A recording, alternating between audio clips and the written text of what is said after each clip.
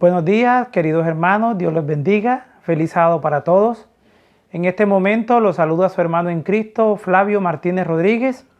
Y como es de costumbre, estamos en nuestra casa porque sabemos que la iglesia adventista es una iglesia sin fronteras. Así que en esta mañana vamos a repasar la lección número 10. Así que aquellas personas que me escuchan, que están atentos a esta transmisión, les pido por favor que inclinemos nuestros rostros para orar. Oremos. Padre Santo y poderoso Dios, te damos gracias, Señor, en esta mañana por tus cuidados. Queremos tu protección, queremos tu sanidad, queremos que tu Espíritu Santo nos proteja y deseamos en esta mañana, oh Señor, que tú nos ayudes a entender tu palabra. En el nombre de Jesús. Amén y amén. Como ya les decía, vamos a repasar la edición número 10 que tiene como título La Biblia como historia. Y el versículo de memoria lo encontramos en Éxodo capítulo 20, versículo 2. Y a la letra dice, yo soy Jehová tu Dios que te saqué de la tierra de Egipto. En esta mañana, mis queridos hermanos, quiero compartir con ustedes la Biblia como historia y vamos a entender a lo largo del repaso de la lección de esta mañana que hay muchas personas que no creen en lo que dice la palabra de Dios, no aceptan lo que dice la palabra de Dios, inclusive cuestionan los milagros que Cristo hizo y cuestionan la historia de la palabra de Dios. Pero yo te quiero decir en esta mañana, mi querido hermano, mi querido amigo, mi querido vecino que me escuchas, que Dios existe, lo crea usted o no lo crea. Dios no deja nada a oscura. Lo que te quiero decir en esta mañana es que Dios creó los cielos y la tierra. La tierra cayó, el hombre cayó en pecado. Pero te quiero decir en esta mañana que Dios creó todas las cosas. Dios va a restaurar este planeta. Dios sacó a Abraham de la tierra de donde había mucha idolatría. También te quiero decir en esta mañana que Dios sacó a su pueblo de tierra de Egipto. Dios escribió los 10 mandamientos con su propio dedo. También te quiero decir que Dios envió a su Hijo para que muriera por ti y por mí en la cruz del Calvario. Pero también te quiero decir que la arqueología va a demostrar a través del estudio de esta mañana que la palabra de Dios es real. Y para empezar a estudiar y a mirar lo que dice la arqueología, quiero decirte, mi querido hermano, amigo y familiar que me escuchas, que vamos a encontrar 3 personajes bíblicos que existieron, que están en la Biblia y que la arqueología ha demostrado que son personajes reales. Te quiero hablar de David, te quiero hablar de Salomón y de la monarquía. Si nosotros empezamos a mirar, a profundizar en la palabra de Dios, vamos a encontrar que la edad de oro de la nación de Israel la marcaron David y Salomón.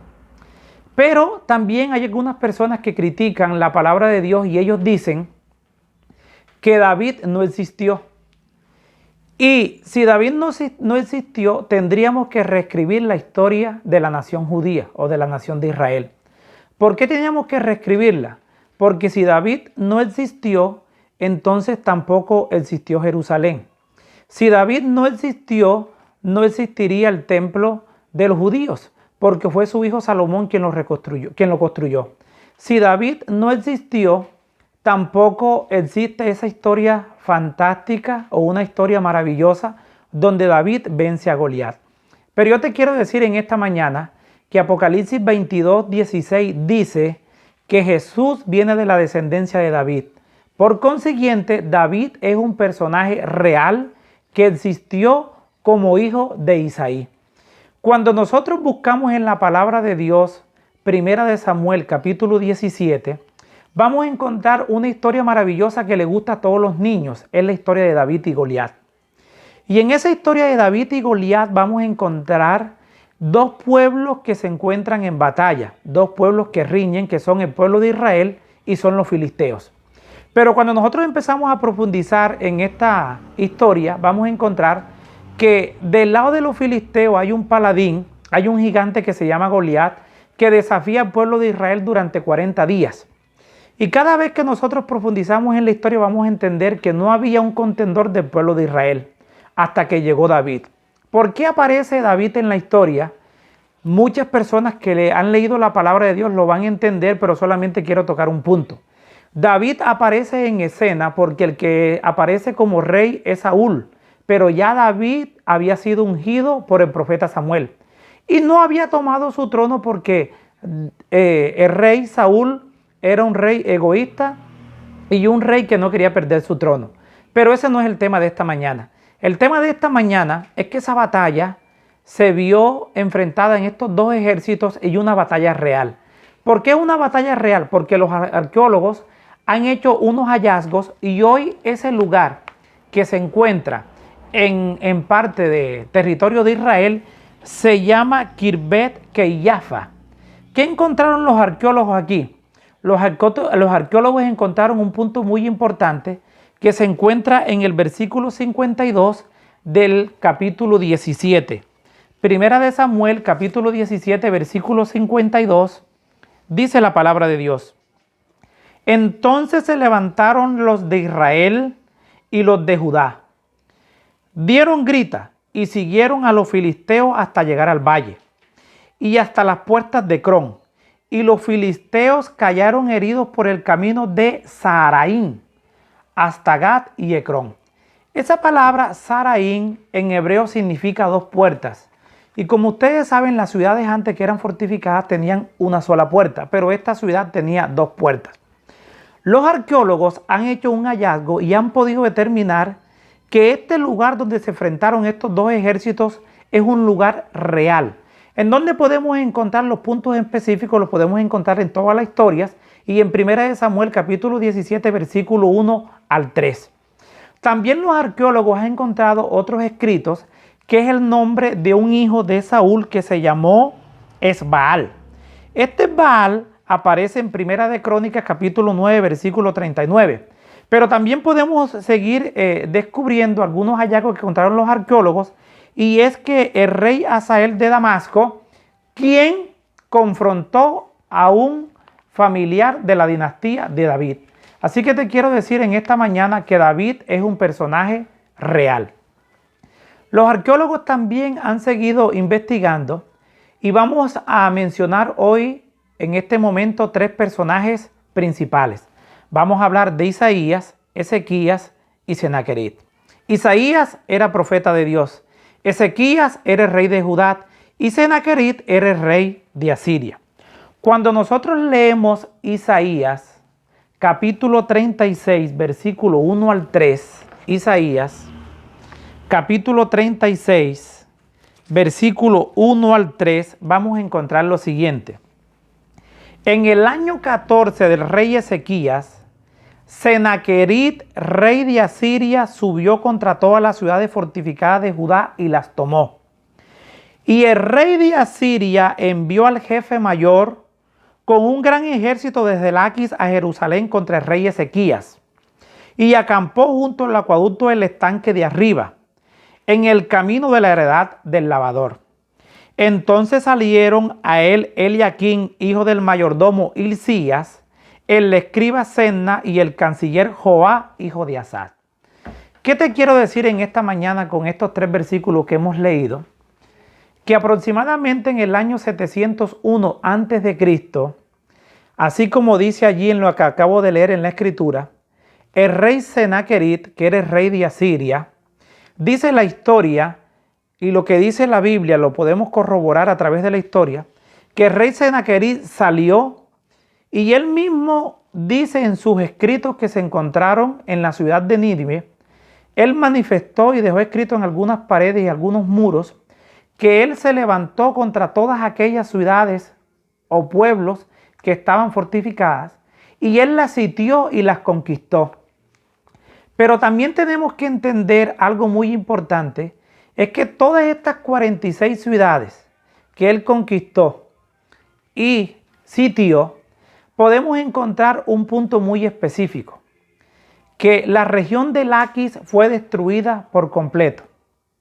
Pero cuando Senaquerib llegó a donde estaba el rey Ezequías y sitió la ciudad, podemos encontrar que la palabra de Dios dice en Isaías, capítulo 37, versículo 33 y 34, dice lo siguiente. Por tanto, así dice el Señor acerca del rey de Asiria: no entrará en esta ciudad, ni lanzará saeta en ella. No vendrá ante ella escudo, ni levantará contra ella baluarte. ¿Por qué no iba a hacer eso Senaquerib? Por lo que dice el versículo 34. Por el camino por donde vino se volverá, y no entrará en esta ciudad, dice el Señor. Versículo 35. Porque yo ampararé a esta ciudad para salvarla, por amor a mí mismo y por amor a mi siervo David. ¿Qué les quiero decir en esta mañana? Que la palabra de Dios da por sentado que Senaquerib fue y sitió la ciudad del rey Ezequías. Pero también la Biblia da por sentado que aunque Senaquerib destruyó a Laquis, no pudo destruir la ciudad del rey Ezequías. ¿Por qué no lo pudo hacer? Porque Ezequías entró al templo de Jehová, le hizo una oración a su Dios, y yo les quiero manifestar en esta mañana que Dios es más poderoso que cualquier rey que se encuentra en esta tierra. Así que tú no le tengas miedo o temor a los reinos, al rey terrenal. Tenle temor a Jehová, no un miedo, sino que el temor es el principio de la sabiduría. Y entonces el rey Senaquerib sitió a Ezequías, y la misma Biblia dice que Dios contestó esta oración a través del profeta Isaías. Y Isaías, así como leímos en Isaías capítulo 37, versículo 33 al 35, le manifestó al rey Ezequías que Senaquerib, así como llegó, se iba a devolver. Y así como llegó, sucedió en la historia y sucedió en la palabra de Dios que Senaquerib se devolvió. Y él mismo escribió que él conquistó muchas ciudades, las sitió, pero él manifestó en un escrito que encontraron en la ciudad de Nínive que Senaquerib, aunque sitió, y él mismo dice que tomó a Ezequías y lo enjauló como un pájaro dentro de su misma ciudad, no la pudo conquistar. ¿Y sabe por qué no la pudo conquistar? Aunque los arqueólogos excavaron la ciudad de Laquis y la encontraron destruida, la historia también revela que no pudieron destruir la ciudad de Ezequías porque el mismo Dios esa noche envió un ángel desde el cielo y destruyó la mayoría de los soldados del rey de Senaquerib, es decir, 185,000. Y Senaquerib volvió a su región, es decir, a Asiria, y fue muerto a espada. Es decir, que la palabra de Dios se cumple al pie de la letra.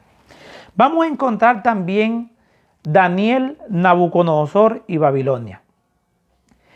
En julio del año 2007, un académico que trabajaba para el Museo Británico encontró una tablilla con una inscripción que se encuentra en Jeremías capítulo 39, versículo 3. La inscripción decía el nombre Sarsequín. Sarsequín era un funcionario del imperio de Babilonia. Es decir, que la arqueología sigue investigando y sigue descubriendo que todos los personajes que se encuentran en la palabra de Dios son personajes reales. Es decir, que lo que Dios plasmó en su palabra es verdad porque lo plasmó Dios a través del Espíritu Santo. Pero la situación o la historia en que me quiero concentrar en esta mañana son en dos capítulos importantes que se encuentran en el libro de Daniel. El primer capítulo es el capítulo de Daniel 1. Cuando usted lee Daniel capítulo 1, mi querido hermano, amigo que me escucha, vas a encontrar en Daniel capítulo 1 que el rey Nabucodonosor fue hasta Judá, hasta Jerusalén, la sitió y se trajo cautivo al pueblo de Dios y lo trajo a Babilonia. De entre esos cautivos se trajo a Daniel y a sus 3 amigos. Y en Daniel capítulo 1 versículo 8 dice que Daniel propuso en su corazón no contaminarse con la comida del rey ni con lo que él bebía. Pero el rey Nabucodonosor vio toda la sabiduría que tenía Daniel y lo encontró 10 veces más sabio que todos los demás y lo puso a trabajar en su imperio. Pero también vamos a encontrar en Daniel capítulo 5, vamos a encontrar un nieto de Nabucodonosor que reinaba junto con su padre Nabonido, que se llama Belsasar. Y la palabra de Dios dice en Daniel capítulo 1 que cuando Nabucodonosor fue a Jerusalén y la sitió y la tomó, se trajo también las copas sagradas del templo. Es decir, que esa noche Belsasar estaba de fiesta con sus oficiales y mandó a buscar las copas. Y podemos encontrar que este gran imperio, esta gran ciudad de Babilonia, la construyó Nabucodonosor junto con su papá, que se llamó Nabopolassar. Y ellos construyeron esta ciudad majestuosa que tenía aproximadamente 300 templos. Tenía aproximadamente 612 dioses diferentes que ellos adoraban. Pero también la arqueología ha descubierto, como lo dice Daniel capítulo 7, versículo 4, vamos a encontrar en ese versículo que a Daniel se le mostró en visión que Babilonia era figura de un león con alas. Cuando nosotros miramos estas figuras, vamos a encontrar que esta Babilonia tenía una muralla muy grande, es decir, aproximadamente de 3.66 metros de altura y 6.70 metros de ancho, y tenía aproximadamente 8 puertas. Pero la puerta principal es la puerta de Istar. Esta puerta fue excavada por unos arqueólogos alemanes y fue reconstruida en el Museo de Pérgamo en Berlín. Pero ¿qué encontraron en esta puerta? Que tenía aproximadamente la inscripción de 120 divinidades. Es decir, que antes de llegar a esa puerta, también ellos encontraron 120 figuras de leones, porque así lo decía la profecía en Daniel capítulo 7, versículo 4. Es decir, que yo te quiero decir en esta mañana, mi querido hermano y amigo, que si tú no confías en la palabra de Dios, Dios también ha utilizado y le has dado sabiduría e inteligencia a algunos arqueólogos para que descubran en los hallazgos que han encontrado en las excavaciones que todas las historias que se encuentran en la palabra de Dios y los personajes son reales, porque Babilonia era representada por un león y vamos a encontrar en la historia que los arqueólogos han descubierto que Babilonia estaba representada por muchas figuras de muchos leones. También seguimos estudiando la palabra de Dios, mis queridos hermanos, y el repaso de la lección de esta mañana. Y vamos a encontrar, ya culminando, cerrando este repaso de la lección, vamos a encontrar al Jesús histórico. Vamos a leer un texto que se encuentra en Mateo capítulo 26, versículo 57, que dice de la siguiente manera. Mateo capítulo 26, versículo 57. Dice la palabra de Dios. Los que prendieron a Jesús lo llevaron al sumo sacerdote Caifás, donde los escribas y los ancianos estaban reunidos. ¿Qué te quiero decir con este texto? Te quiero decir que en la época de Jesús había un historiador que se llamaba Flavio Josefo. Era historiador judío, pero escribía con permiso de los romanos. Y él escribió que Caifás existió. Y él escribió que si Caifás existió, también los arqueólogos encontraron un hallazgo en el año 1990, donde ellos encontraron una caja con 10 huesos, o la tumba de Caifás. ¿Qué encontraron en la tumba de Caifás? Aparte que encontraron esta tumba con esta caja de 10 huesos, también encontraron a un hijo de él que se llamaba José.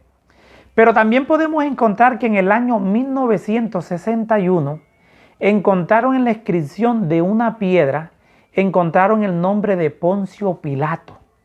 Es decir, que también en esa piedra, aunque encontraron el nombre de Poncio Pilato, prefecto de Judea, bajo el emperador Tiberio, esto quiere decir que en el momento, en el tiempo que existió Jesús en esta tierra, alrededor de él hubo 2 personas que influyeron en la muerte de Jesús. Este fue Caifás y también fue Poncio Pilato.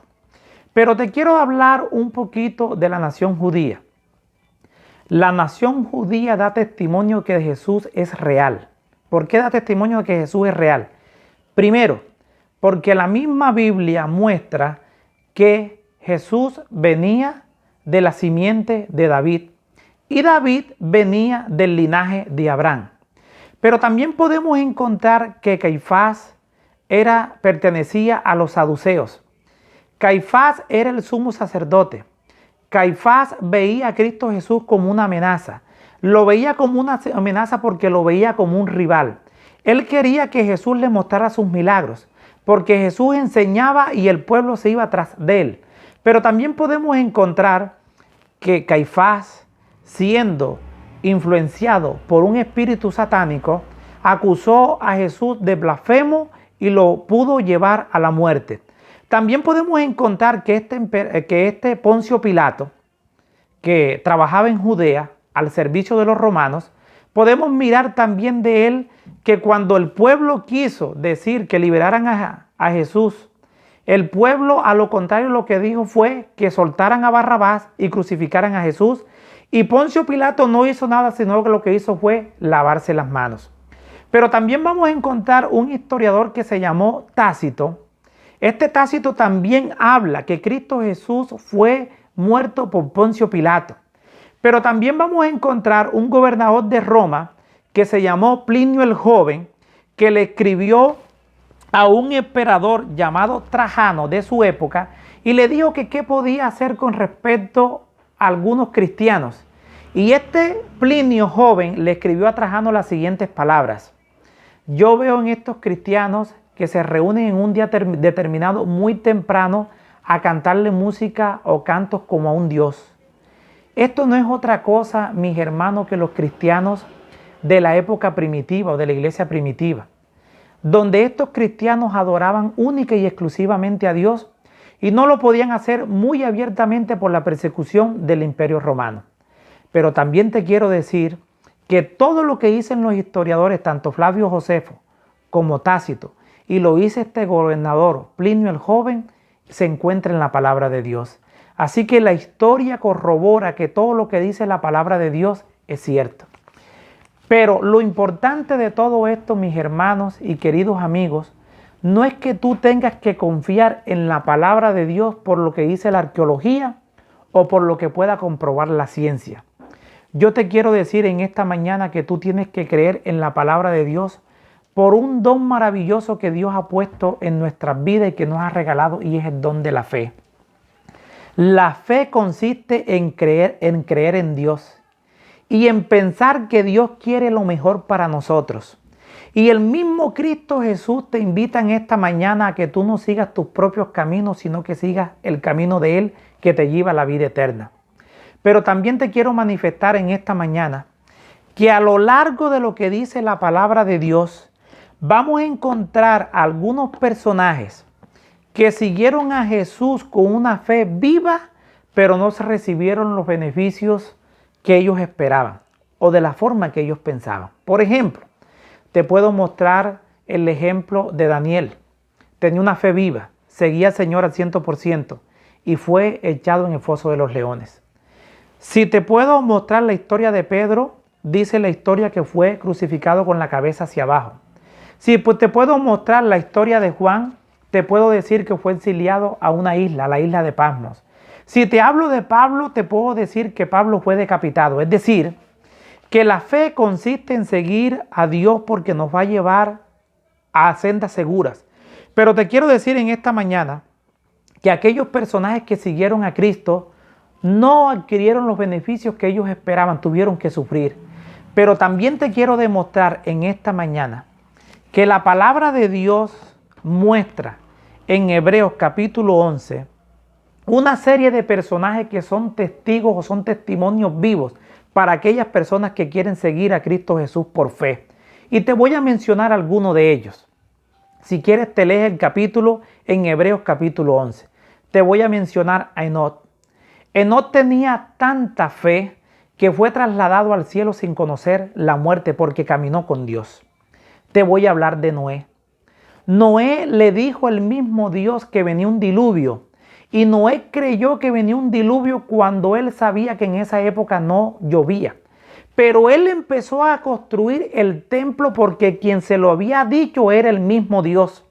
Así que lo que te quiero decir en esta mañana es que tú no tienes que creer en lo que dice la Biblia por los hallazgos que se encuentran en la arqueología.